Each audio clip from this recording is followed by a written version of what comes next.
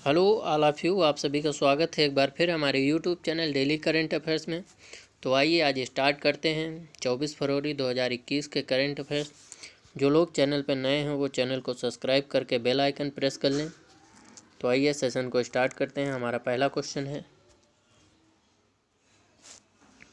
निम्न में से किस केंद्र शासित प्रदेश में अपना बहुमत साबित न कर पाने के कारण कांग्रेस समर्थित सरकार गिर गई? तो इसके ऑप्शन दिए गए हैं लक्षद्वीप, पुदुचेरी, चंडीगढ़, इनमें से कोई नहीं। तो इसका सही आंसर है पुदुचेरी। पुदुचेरी में सरकार गिर गई है, कांग्रेस समर्थित जो सरकार थी वहाँ पे। राज्यपाल यहाँ के तमिसलई सुंदराजन हैं। तो आइए इस क्वेश्चन की व्याख्या देख लेते हैं। पुदुचेरी में विधानसभा चुनाव होने से पहले ही राज्य की कांग्रेस सरकार गिर गई। 22 फरवरी 2021 को मुख्यमंत्री बी नारायण स्वामी विधानसभा में अपना बहुमत साबित नहीं कर पाए। बता दें कि कांग्रेस के विधायकों के लगातार इस्तीफे देने के बाद से नारायण स्वामी सरकार पर संकट मंडरा रहा था। पहले ही यह माना जा रहा था कि 33 सदस्यीय विधानसभा में नारायण स्वामी सरकार के लिए बहुमत साबित कर पाना बेहद मुश्किल है। तो आइए अपने दूसरे क्वेश्चन की तरफ बढ़ते हैं। तो हमारा दूसरा क्वेश्चन है, हाल ही में किस देश ने महिलाओं के लिए सशस्त्र बल में प्रवेश की अनुमति दी है? तो इसके ऑप्शन दिए गए हैं सऊदी अरब, नेपाल, चीन, रूस। तो इसका सही आंसर है सऊदी अरब। सऊदी अरब की कैपिटल है रियाद, नेपाल की कैपिटल है काठमांडू, चीन की कैपिटल है बीजिंग, रूस की कैपिटल है मॉस्को। तो आइए इस क्वेश्चन की व्याख्या देख लेते हैं। सऊदी अरब ने महिलाओं के लिए सशस्त्र बल में प्रवेश की अनुमति दी है। महिलाओं को अब सिपाही, लॉन्स कारपोरल सार्जेंट और स्टाफ सार्जेंट के रूप में भर्ती किया जाएगा। सरकार ने महिला आवेदकों के लिए कुछ अतिरिक्त मानदंड भी जोड़े हैं। इस कदम का उद्देश्य देश में महिलाओं के अधिकारों को बढ़ाना है। तो आइए अपने तीसरे क्वेश्चन की तरफ बढ़ते हैं। तो हमारा तीसरा क्वेश्चन है, निम्न में से किसे पीपुल्स डेमोक्रेटिक पार्टी पीडीपी के अध्यक्ष पद के लिए लगातार 5वीं बार नियुक्त किया गया है? तो इसके ऑप्शन दिए गए हैं उमर अब्दुल्ला, फारूक अब्दुल्ला, महबूबा मुफ्ती, सारा पायलट। तो इसका सही आंसर है महबूबा मुफ्ती। महबूबा मुफ्ती को पीडीपी पार्टी के लिए अध्यक्ष पद के लिए लगातार 5वीं बार नियुक्त किया गया। तो आइए इस क्वेश्चन की व्याख्या देख लेते हैं। जम्मू कश्मीर की पूर्व मुख्यमंत्री महबूबा मुफ्ती को 3 साल के लिए फिर से सर्वसम्मति से पीपुल्स डेमोक्रेटिक पार्टी का अध्यक्ष चुना गया। मुफ्ती मोहम्मद सईद ने नेशनल कॉन्फ्रेंस के क्षेत्रीय विकल्प के तौर पर पीपुल्स डेमोक्रेटिक पार्टी पीडीपी का वर्ष 1998 में गठन किया था। तो आइए नेक्स्ट क्वेश्चन की तरफ बढ़ते हैं। तो हमारा चौथा क्वेश्चन है, हाल ही में डीआरडीओ ने देश में निर्मित सतह से हवा में मार करने वाली किस मिसाइल का 2 बार सफल परीक्षण किया है? तो आइए इसके ऑप्शन देख लेते हैं। अमोघा मिसाइल, सूर्या मिसाइल, प्रहार मिसाइल, BLSRSAM। तो इसका सही आंसर है BLSRSAM। तो आइए इस क्वेश्चन की व्याख्या देख लेते हैं। भारत में ही विकसित कम दूरी की सतह से हवा में मार करने वाली मिसाइल BLSRSAM का 2 बार सफल परीक्षण किया गया।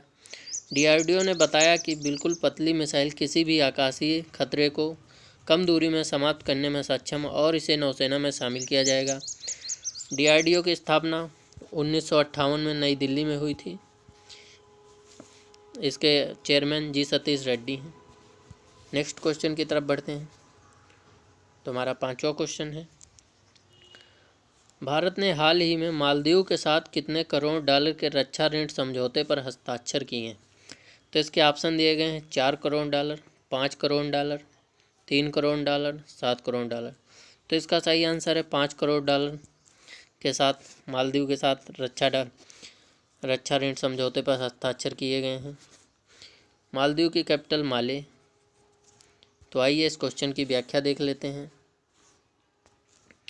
भारत ने मालदीव के साथ $5 करोड़ के रक्षा ऋण समझौते पर हस्ताक्षर किए हैं, जिसमें इस द्वीपीय राष्ट्र में नौवहन क्षेत्र में क्षमता निर्माण सुविधाओं को बढ़ावा मिलेगा। इससे मालदीव की तटरक्षक क्षमताएं बढ़ेंगी और क्षेत्रीय HADR परियोजना को मदद मिलेगी। तो आइए नेक्स्ट क्वेश्चन की तरफ बढ़ते हैं। हमारा छठा क्वेश्चन है, भारत और किस देश ने 19 फरवरी 2021 को वीज़ा सुविधा और चमड़ा प्रौद्योगिकी के संबंध में 2 समझौतों पर हस्ताक्षर किए? तो इसके ऑप्शन दिए गए हैं, इथोपिया, सूडान, सऊदी अरब, कतर। तो इसका सही आंसर है इथोपिया। कतर की कैपिटल दोहा, सऊदी अरब की कैपिटल रियाद। तो आइए इस क्वेश्चन की व्याख्या देख लेते हैं। भारत और इथोपिया ने 19 फरवरी 2021 को वीज़ा सुविधा और चमड़ा प्रौद्योगिकी के संबंध में 2 समझौतों पर हस्ताक्षर किए हैं। इन दोनों राष्ट्रों के बीच लगभग 2 शताब्दियों से संबंध विद्यमान हैं। जुलाई 1948 में दोनों देशों के बीच के राजनयिक संबंधों को दूतावास के स्तर पर स्थापित किया गया था और इसे वर्ष 1952 में राजदूत के स्तर तक बढ़ाया गया था। भारत और इथोपिया दोनों मित्रवत हैं और करीबी संबंधों से फ़ायदा उठा रहे हैं। तो आइए नेक्स्ट क्वेश्चन की तरफ बढ़ते हैं। हमारा 7वां क्वेश्चन है,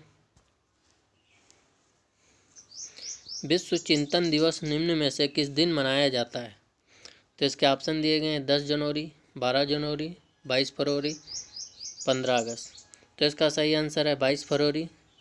22 फरवरी, यही पिछली फरवरी में विश्व चिंतन दिवस मनाया गया। तो आइए इस क्वेश्चन की व्याख्या देख लेते हैं क्या है। विश्व चिंतन दिवस, जिसे मूल रूप से चिंतन दिवस के रूप में जाना जाता है, दुनिया भर में सभी गर्ल स्काउट्स, गर्ल गाइड्स और अन्य गर्ल ग्रुप द्वारा प्रतिवर्ष 22 फरवरी को मनाया जाता है। यह दिन दुनिया भर के भाई बहनों के बारे में विचार करने, उनकी चिंताओं को दूर करने और मार्गदर्शन करने के सही अर्थ को समझने के लिए मनाया जाता है। विश्व चिंतन दिवस 2021 का विषय शांति स्थापना है। इसकी थीम शांति स्थापना है। नेक्स्ट क्वेश्चन की तरफ बढ़ते हैं और आज का हमारा लास्ट क्वेश्चन, किस पूर्व भारतीय बल्लेबाज ने ऑनलाइन शिक्षा देने वाली कंपनी अनअकैडमी में बहुस्तरीय साझेदारी के तहत रणनीतिक निवेश किया है? तो इसके ऑप्शन दिए गए हैं, सचिन तेंदुलकर, महेंद्र सिंह धोनी, युवराज सिंह, सौरव गांगुली। तो इसका सही आंसर है सचिन तेंदुलकर। तो आइए इसकी व्याख्या देख लेते हैं।